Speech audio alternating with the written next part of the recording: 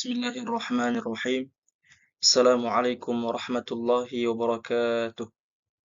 Alhamdulillah, salatu wassalamu ala Rasulillah wa ala alihi wa man ittaba'a hudah. Wa ba'd.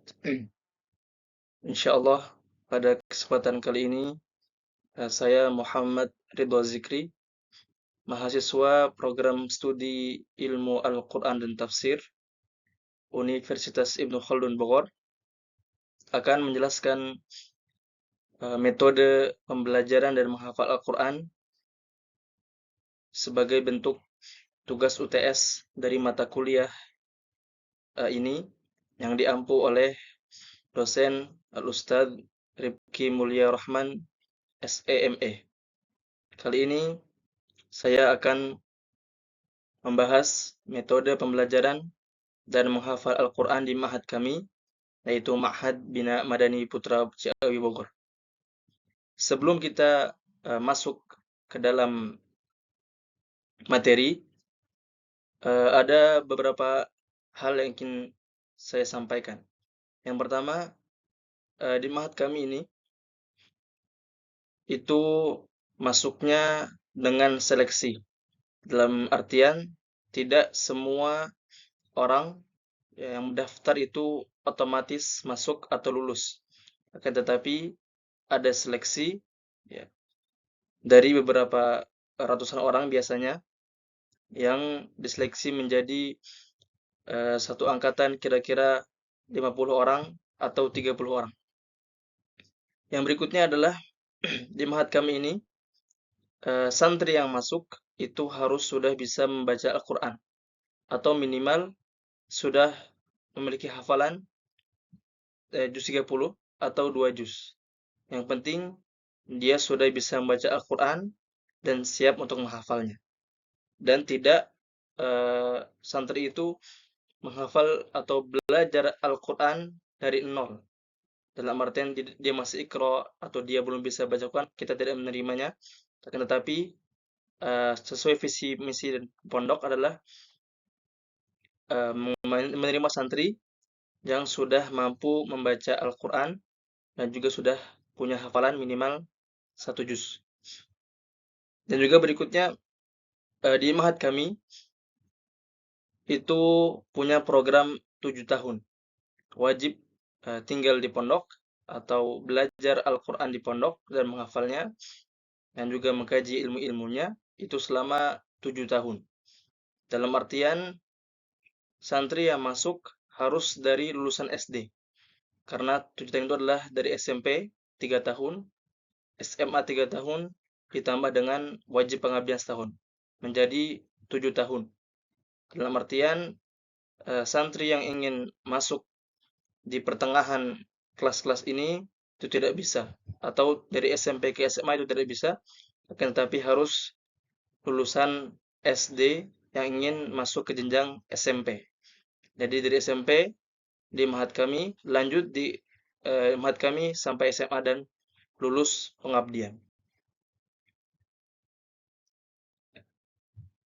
Berikut adalah target tahfidz di pondok kami, Ma'had Bina Madani, yang mana pembelajaran tahfidznya itu selama 6 tahun, yang nanti ditambah setahun untuk mengajar pengabdian. Di sini ada 6 tahun pembelajaran dari kelas 1 SMP sampai kelas 3 SMA, berjumlah 6 tahun. Di pondok kami juga target menghafal Al-Quran secara tuntas 30 juz itu targetnya adalah selama 4 tahun. Berarti dimulai dari SMP kelas 1 ya, sampai SMA kelas 1 4 tahun. Walaupun sebelumnya itu targetnya 3 tahun. Jadi SMP itu fokus untuk menghafal tuntas 30 juz dan SMA itu untuk mempelajari ilmu-ilmu tajwid tambahan. Akan tetapi ada perubahan oleh kebijakan pondok menjadi 4 tahun. Di tahun pertama itu santri menghafal sebanyak 5 juz. Ya. SMP kelas 1 juz 30 saja di semester pertama. Jadi mereka fokus memperbaiki bacaan Ya. Walaupun mereka sudah bisa baca Quran, tapi kita akan perbaiki kembali dari makharijul huruf. Ya. Kita latihan selama 1 bulan pertama. Itu bahkan satu harinya kita belajar satu huruf hijaiyah dari makhrajnya, sifatnya, pelafalannya, dan juga prakteknya. Dan juga di semester pertama SMP kelas 1 itu hanya fokus juz 30 yang menghafal selama 1 semester dengan ditalakkan dengan ustadz. Ditambah di semester kedua SMP kelas 1 itu 4 juz, berarti SMP kelas 1 target hafalan adalah 5 juz selama setahun. Dan juga SMP kelas 2 sama seperti sebelumnya, lanjut hafalannya, dan jumlahnya itu ada 8 juz. 4 juz di semester pertama dan 4 juz di semester berikutnya. Dan juga sama seperti di kelas 3 SMP, 8 juz juga targetnya. Sampai nanti di SMA kelas 1, tambahan hafalan itu juga sebanyak 9 juz. Ini ada typo sedikit. Di semester genap, SMA kelas 1 itu berjumlah 6 juz. Berarti SMA kelas 1 itu target menghafalnya adalah 10 juz. 9 juz. 9 juz di SMA kelas 1 tuntas 30 juz. Dibarengi dengan matan-matan tajwid yang wajib dihafal. Karena juga di pondok kami itu memiliki target atau visi mencetak generasi Quran yang bersanad. Jadi setelah santri membereskan hafalan yang sebanyak 30 juz, itu akan dilatih untuk pengambilan sanad dan di kaderisasi untuk menjadi muallim atau guru Al-Quran. Yang dibarengi dengan hafalan matan Tuhfatul Atfal di SMP kelas 2 dan matan Al-Jazariyah menghafal dengan mempelajari syarahnya, penjelasannya di SMP kelas 3 dan SMA kelas 1. Dan juga di pondok kami itu metode menghafalnya dari bawah, berarti dimulai dari juz 30 surah An-Nas sampai ke atas ya. Al-Falaq, Al-Ikhlas sampai An-Nas, bukan dari juz pertama. Ya, juz 1, juz 2, 30 tidak. Tetapi dari belakang mushaf dan urutan surat. Ini agar mempermudah, biar jelas saja kami tulis juz, tetapi target sebenarnya adalah dengan surat, bukan dengan juz. Berarti target SMP kelas 1 adalah hafal 5 juz dari surah An-Nas sampai surah Al-Ahqaf dan sampai seterusnya. Dan kami tidak terpaku dengan juz ya, tetapi dengan urutan surat dari bawah ke atas. Contoh, santri SMP kelas 1 di semester kedua mulai menghafal dari surah atau juz 29. Maka mulainya bukan dari Al-Mulk, tetapi dari Al-Mursalat. Ya. Santri mulai menghafal dari juz 29 dari surah Al-Mursalat. Ketika sudah beres, berarti lanjut ke Al-Insan, kemudian Al-Qiyamah, kemudian Al-Muddathir sampai seterusnya hingga beres. Dan juga target dari atau hasil target dari semua ini adalah santri lancar hafal Quran secara hafalan dan bacaan 30 juz, berstandar sanad, dan juga memiliki hafalan matan. Minimal matan Tuhfatul Atfal atau matan Al-Jazariyah. Walaupun tidak tambahan matan As-Samanudiyah atau matan Asy-Syatibiyah untuk sanad, dan juga siap untuk mengabdi atau mengajar di pondok selama setahun pengabdian. Berikutnya, ini adalah kegiatan harian kami yang memiliki 3 pilar, yang mana ini harus ada tiap harinya atau sebagai asas dalam menghafal Quran di pondok kami. Pertama ada tahsin atau tashih setiap harinya, itu untuk persiapan halaman akan di-store di hari esok. Yang kedua ada tasmi' atau setoran, ini juga pasti store ke guru ya. Jadi karena di pondok, maka kita sebagai santri butuh sebagai guru. Bahkan semua santri penghafal Al-Quran di luar sana, dimanapun berada, mereka harus butuh guru. Maka harus ada yang namanya setoran dari murid ke guru. Nah, tidak bisa menghafal sendiri. Nah, karena kalau sendiri dia akan pergi kemana mengoreksinya. Yang ketiga ada murojaah. Itu bisa tikror atau murojaah bersama teman, murojaah bersama ustaz atau murojaah fardi sendiri. Di pondok kami, tiga ini harus tiap hari dijalankan. Kan ini pilar dalam menghafal Al-Quran dan menjaganya. Di sini pertama ada tashih atau tahsin. Kita punya standar ketika santri membacakan halaman yang dibaca kepada ustadz itu harus dengan tingkatan bacaan pelan, tidak cepat, tidak pertengahan, ya, agar membiasakan santri membaca pelan, ya, dan juga melatih fasohah huruf-huruf hijaiyah dalam menghafal Al-Quran. Juga ketika setoran juga dengan tahqiq atau lambat juga kesesuaian. Bahkan kita merojaah baru juga dengan tingkatan pertengahan atau tadwir. Yang ini bisa dipakai untuk sholat atau murojaah.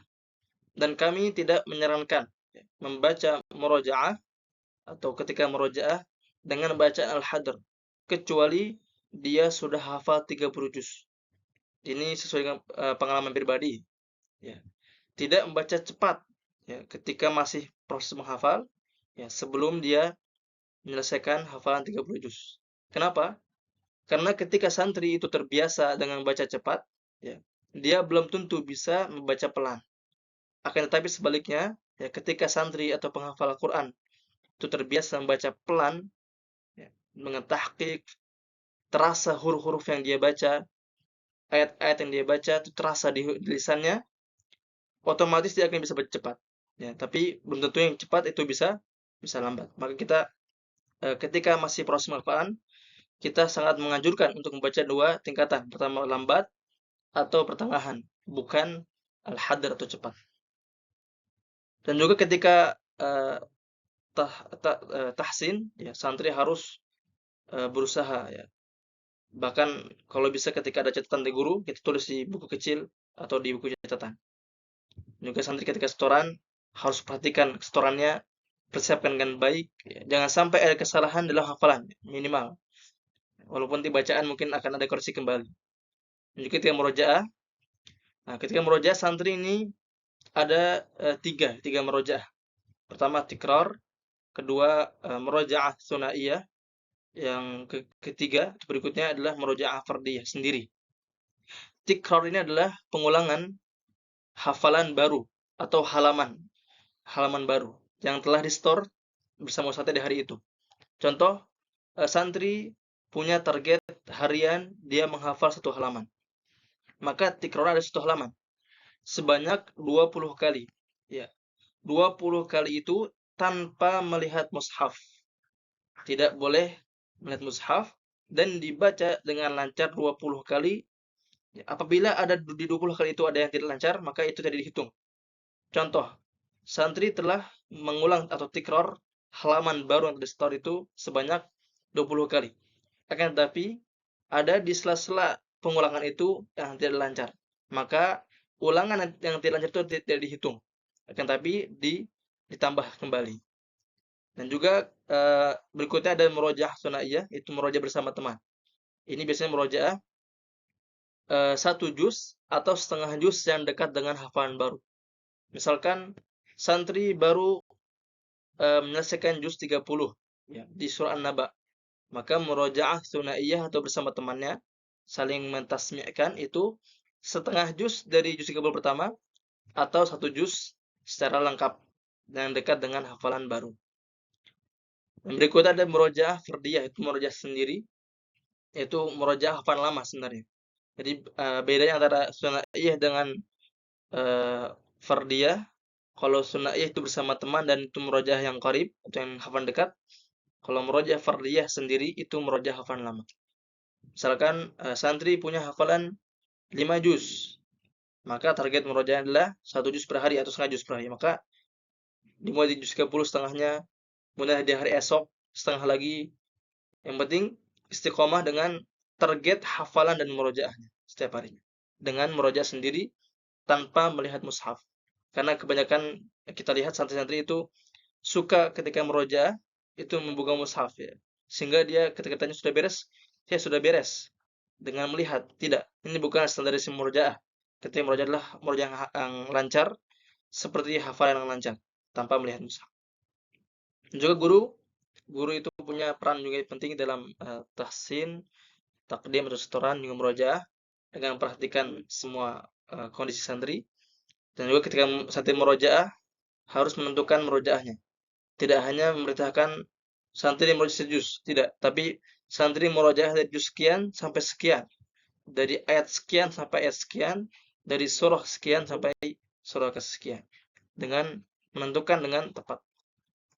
Adapun waktunya ya untuk tahsin atau tashih ini setiap setelah setoran, setelah hafalan baru. Jadi langsung ketika santri contohnya menghafal halaman pertama halaman pertama surah Al-Mursalat, maka ketika dia sudah beres dari setorannya, maka langsung lanjut ke halaman berikutnya dibaca kepada ustaz untuk ditashih atau dibenarkan untuk persiapan di hari esok dia menyetor.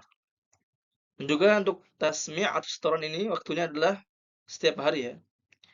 Itu biasanya pagi hari untuk menyetornya dan menghafalnya adalah di malam hari sebelum hari setoran, atau di sore hari boleh, atau di malam hari atau sebelum subuh.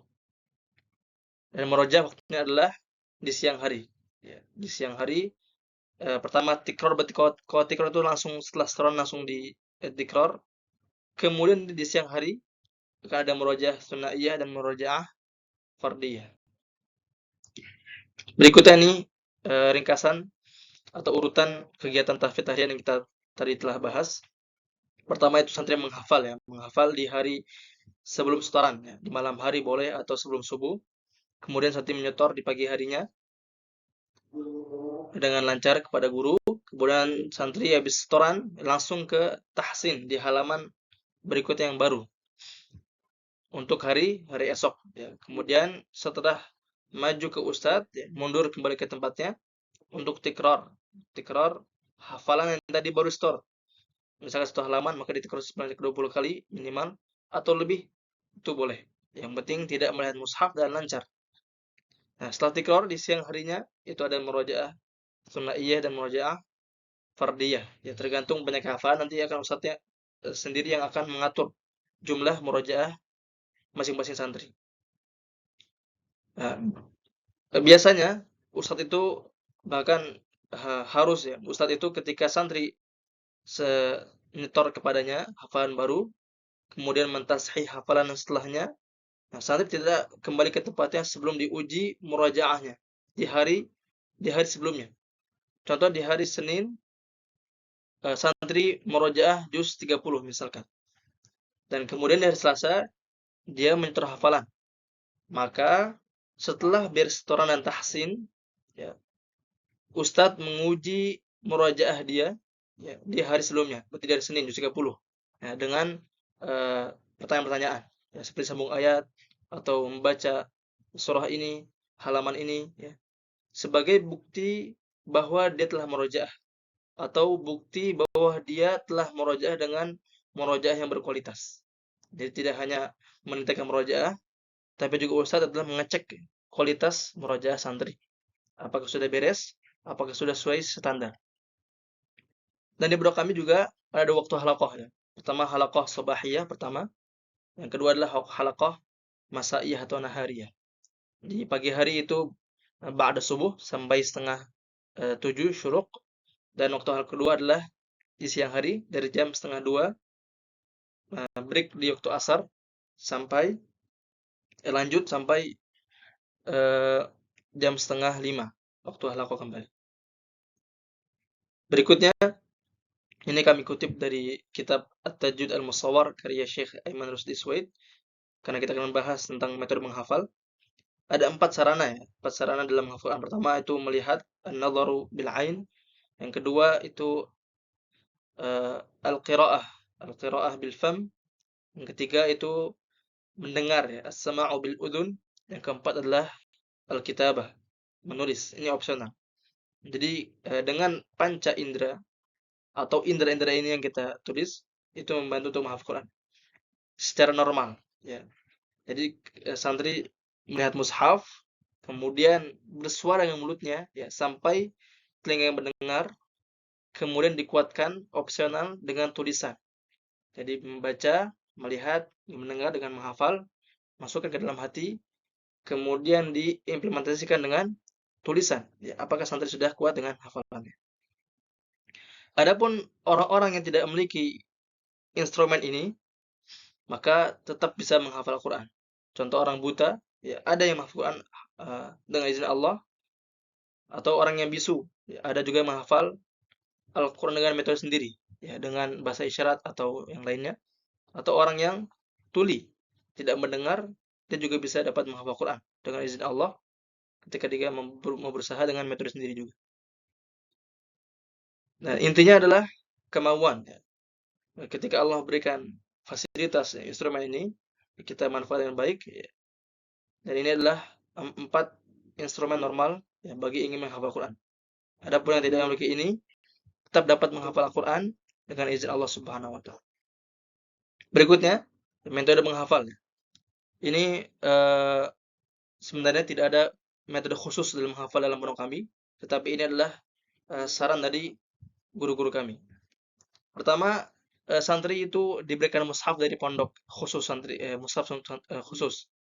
Jadi santri tidak bawa mushaf sendiri dari rumah, ya mushaf terjemah atau warna-warni tidak, tapi berstandar yang polos, ya tanpa terjemah, tanpa eh, hukum tajwid atau ada warna-warna tajwidnya tidak, tapi pondok telah menyediakan mushaf ya bersandar dari Damaskus atau Mesir. Nah, itu diberikan nama ya.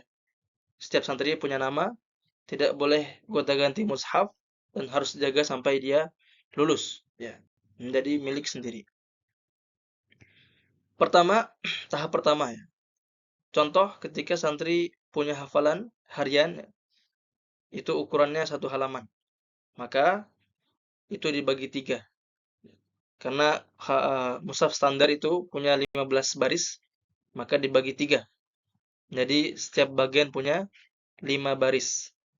Ini bagi yang hafalan 1 halaman. Adapun yang contoh hafal setengah halaman atau 1 lembar, maka sama juga, bagi 3 juga. Yang penting berapapun ukurannya dibagi 3. Tahap kedua, santri menghafal setiap bagiannya dengan mengulang. Contoh, mencontohkan di gambar berikut adalah surah Al-Baqarah. Ya, alladzina ya'kuluna ar-riba la yaqumuna illa kama yaqumu alladzi yatakhabbathu asyaitanu minal mas. Dalam halaman ini kita bagi 3. Berarti setiap bagian itu ada 5 baris. Nah, kemudian santri mulai menghafal baris pertama atau bagian pertama. 5 baris. Boleh santri memotong 5 baris ini dengan bagian-bagian sendiri. Tetapi kami sarankan untuk memotongnya ketika ada waqaf. Contoh, di baris pertama atau bagian pertama, 5 baris. Alladzina ya'kuluna ar-riba la yaqumuna illa kama yaqumu alladzi yatakhabbathu asyaitanu minal mas. Waqaf, berhenti. Maka santri mulai menghafal dengan, di baris ini fokus ya sampai dia menghafal dari alladzina ya'kulun sampai minal mas. Diulang kembali. Ketika sudah hafal, lanjut ke kalimat berikutnya. Dzalika bi annahum qalu innamal bai'u mithlur riba. Cukup ya. Nanti ketika sudah hafal dzalika bi annahum qalu innamal bai'u mithlur riba, disambung atau diikat dengan kalimat sebelumnya. Berarti dari awal lagi alladzina ya'kulun ya, sampai nanti beres ashabun faulaika ashabun nari hum fiha. Jadi dapat satu bagian 5 baris. Nah, nanti ditikar kembali, diulang kembali sampai lancar. Nah, ketika bagian pertama sudah lancar, lanjut ke bagian kedua sebagaimana bagian pertama dihafal. Nanti ketika bagian kedua sudah hafal, maka nanti diikat kembali dengan bagian pertama. Berarti alladzina ya'kulun dirabut, diikat dengan bagian kedua itu yamhaqullahu riba. Ya, dengan tikrar kembali sampai dia lancar. Ya, bagian pertama dan bagian kedua diikat dan lancar. Lanjut ke bagian ketiga itu sama, ya sama sebagaimana nanti bagian pertama kedua diikat kembali menjadi 1 halaman. Nah, ketika sudah beres 1 halaman dihafal, itu tikrar kembali sebelum disetorkan ke ustadz. Ini metode sesuai pengalaman pribadi atau saran dari guru-guru kami. Ya, alhamdulillah telah beres penjelasan metode kali ini. Semoga bermanfaat. Wassallallahu ala nabiyyina Muhammadin wa ala alihi wa ashabihi ajma'in. Wassalamualaikum warahmatullahi wabarakatuh.